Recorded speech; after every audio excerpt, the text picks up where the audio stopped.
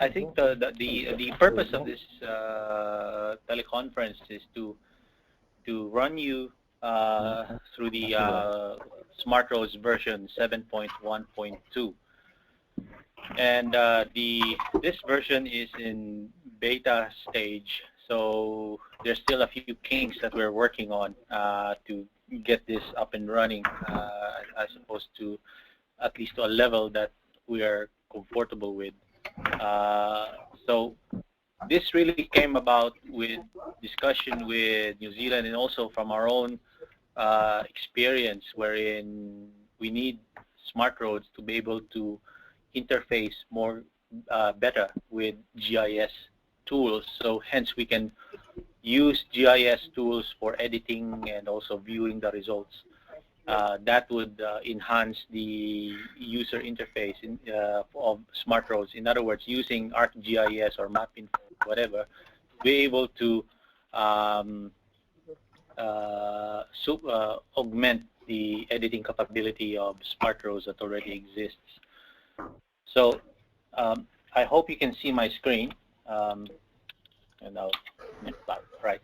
So the last version that was made available from VicRoads was version 6.2.6, and this version can work like this in terms of interface with the GIS tools. You can export your data to a CSV file, and from a CSV file you can then import that to develop your basic NFA network. Basic means just the base level of service, the base volumes, the base network configuration. And then you do your editing in SmartRoads, and you then come up with a complete NFA file. Complete means including the assessments. So if you have a treatment or an option, then this option will have result in a change in level of service, and that's the complete NFA file. Now, that data actually sits within the NFA format, and there's really no easy way to get that back into a GIS format. So it's basically a one-way street, which worked for VicRoads. And well, what we have done in version 7.1.2 is, as you can, the GIS, you start again, similarly, you start with the basic GIS network, which you can import to the NFA to develop your base NFA file, which includes the network configuration and the volume and the level of service. The base means the current level of service, or the existing level of service. And then you can do your editing, and then you can then export that into GIS, and then you can import that back to NFA, and so on and so forth. You can do back and forth. So and we made that link, and also from the GIS base network to the NFA base, that can be done in a much more automated way. It involves just steps to do that. So what I'll do is run you through an example that you can appreciate what's going on. Okay. All right. So what I have prepared two versions. One is a New Zealand configuration file, which I'll show, and another one is a VicRoads, using the VicRoads configuration file. So there's the software itself is the same. It's just that the parameters are different because, for example, New Zealand doesn't use tram, so the New Zealand configuration file doesn't have tram. And for the program to work, we need to use a consistent configuration file. Hence, there are two versions. I'll just show you the New Zealand one. The VicRoads one is exactly the same. So we start off with the process by opening a GIS networks. I'm going to open one right now. So this is actually a Sydney one, I pick up from Sydney. And everybody can see this is a very small network, simple one, but the size of the network doesn't really matter. We've tested it with the whole Melbourne network and it works okay. So if I open the shape file, you can see that all of the necessary fields are there.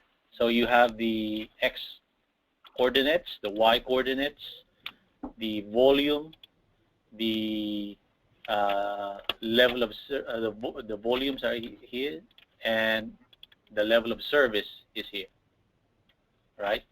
Then you have your categories, so you can classify your link as a, for example, a CBD or a pedestrian priority network or a bus priority network or a bus network, cycle priority network, and so on. So that's basically telling the program the basic inputs, the geometry of the network, and each link has its own classification. Could be labeled as a CBD or a major MTC is sorry, I forgot the word. Major town center or a community center, and so on and so forth. And each link is also defined, but it also has data on volumes and level of service, which obviously you can edit and visualize in this environment as well. So you can do your editing in GIS, right? So if you look at that, this has exactly really two links, one going inbound and the other one outbound, right? So that's where you start off. Now in the what is new with this software is that it has this new configuration file called NFA network field mapping. So this NFA field mapping is simply tells the program that this field name, which is required by the NFA or the SmartRoads program, is related to the particular field name. So sometimes, very often, it's just the same. So PPN means pedestrian priority network, and PPN as well in the shape field name. But sometimes, because of field name limitations, it cannot take the whole name. So, for example, we shorten the names in certain fields so that we can fit it in. Right. So I think we're getting some feedback. If you you can probably mute your microphones if you so that we don't get any feedback. If you can, please, thanks. All right, so that's one information that is required. So that is if you open the sorry, I'm gonna post this now. So if I open now the new version, and you can see on the left-hand side version 7.1.2, and if I open the configuration file in network import, this has been reworded based on New Zealand terminologies. So you can see here the pedestrian priority network refers to the field name PPN, which I referred earlier. And the matching text is Y. So that's why if you remember the ArcGIS field, some links are labeled with a Y. That means the SmartRoads will look for the field name PPN. If there's a matching text, then it will record it to be a pedestrian priority network. Okay. Now, so we have now opened the 7.1.2 version, and what we're going to do now is we're going to import that shapefile. So to do that, we introduce two buttons here in the left-hand side, and this one, import shapefile, you click on that, and you simply look for that shapefile. So there it is, and network shapefile successfully imported. So once you've done that, what that does is to create a new CSV file, which is here. You can see it's just recently been created. And if you click on the select network and just wait a while, and then from local, then it will import that shapefile. Obviously, the SmartRoads software does not use polylines. So you can see the curving link was simplified into just this slanting straight line link. But in reality, it's actually curving. But that's just the limitation of the SmartRoads visualization to straight lines. So once you select the network that you want, and by zooming in or zooming out and putting it at the center of the red cross, you press the import, and you now have imported the network. And if you click on the details of these, so you can, it's already been pre-populated depending on whatever the inputs there is. So it's a CBD, it's a preferred traffic route, and so on and so forth. So then you save this network, then you can do your edits. So that's the first step. So let me just close this one and open it again so that I don't. I'll open the one that I have already pre-prepared so in the interest of time. All right. So I have pre-prepared here with some inputs. So say, for example, I wanted to do options, and I can see for example, if I click on the gap there, it does the same thing as what you probably already know, what SmartRoads can do. And the assessment is here as well. And the one thing that you need to do is to rename the options. So that's a requirement, because if you don't name the options, the program doesn't know that you did some changes. So you need to rename it, say, for example, test 1. If you have another option, called test 2. And I pre-populated the level of service assessment here already. And say, you can see the bar graphs are showing. All right, so this is like normal, traditional version 6.2.6 tasks that you would normally do in the SmartRoads. So what we want to do now is to export this information into another shapefile. So added another button here, and this will then export your network and assessment data to a shapefile. So you can select the location of that, and that's in output, and I simply say convert data and importing finished. So if I close that,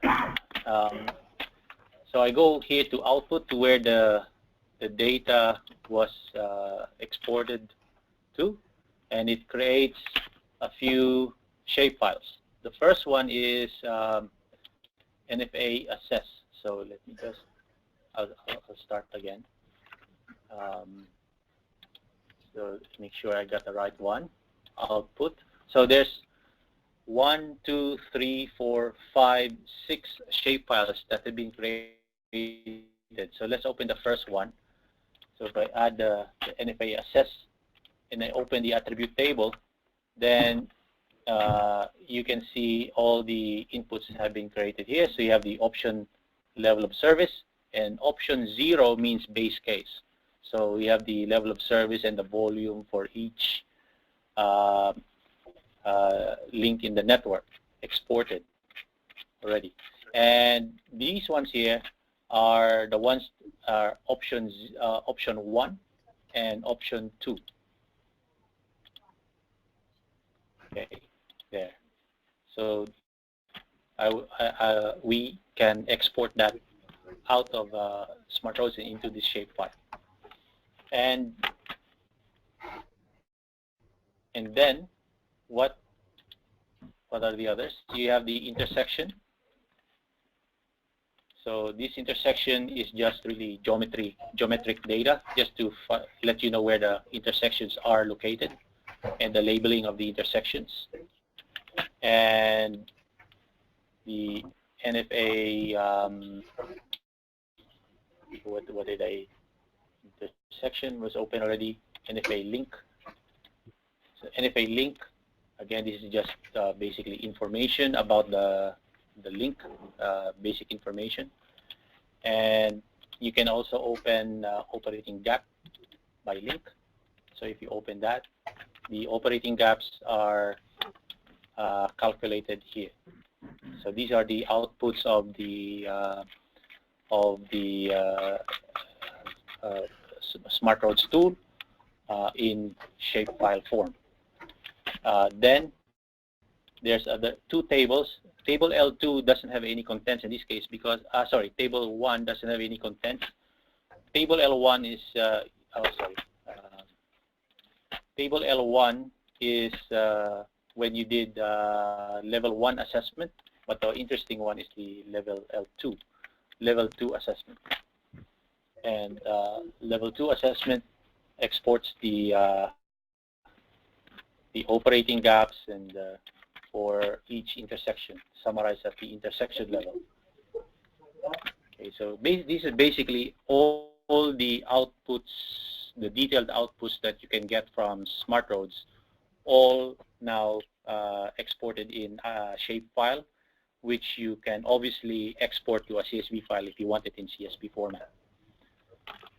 Okay, so one of the things that this can do is also, say for example, you go back to this, I'll remove all of that now.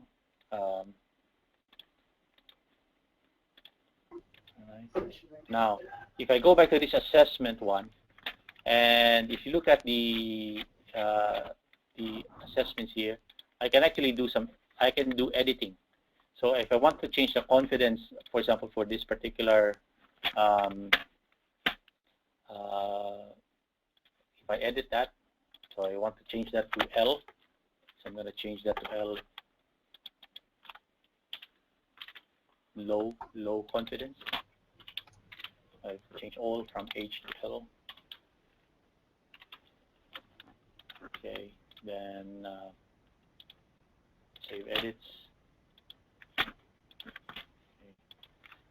All right. Now I go back to the NFA tool. Now what I'm going to do now is I'm going to recreate the NFA file from the output file. So this is the completing the the cycle, so to speak. So now I want to import the set of data files from a folder. In other words, converting now the complete set of the GIS file. So if I go back to my PowerPoint presentation, so what we've done is from the basic GIS to the basic NFA, then we did some assessments, so we have a complete NFA file, which we had then exported to a complete GIS file, which complete meaning with the basic geometry and level of service and volume, and or plus the assessed level of service and volume. Now what we're going to do is convert it back to NFA format. So that's what we're going to do in this case. So now we're going to import the data back, and then we have it here. Now if we look at you can see that the confidence level has now changed from H to L. That shows you that it's now showing the latest data. Now you can save this into your test now, and then away you go. So basically what we've done here is we have created a way for you to switch from SmartRoads to GIS and from GIS to SmartRoads, depending on how you want to use this tool and hopefully that will introduce some efficiencies. So if I say, for example, one particular problem is that if you have two separate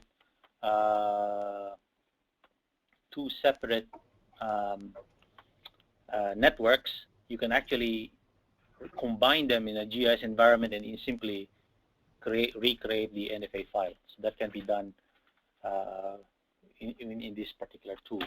Now this tool is backwards compatible to version 6.2.6. So if you can, if we have a version 6.2.6, you can. This is the same. Sorry, if I go back there and then get the test NFA file, this is the test NFA file. I copy that and go to the New Zealand one and paste and copy and replace. And if I want to open, this is now the previous version. Then if I open that one, yeah. So see, this is all. These are all backwards compatible to 6.2.6. So this version 7.1.2 uses the same mathematics as the previous version. The only thing that changed really is the interface, and then you can open the NFA file created in 7.1.2 in 6.2.6, and vice versa.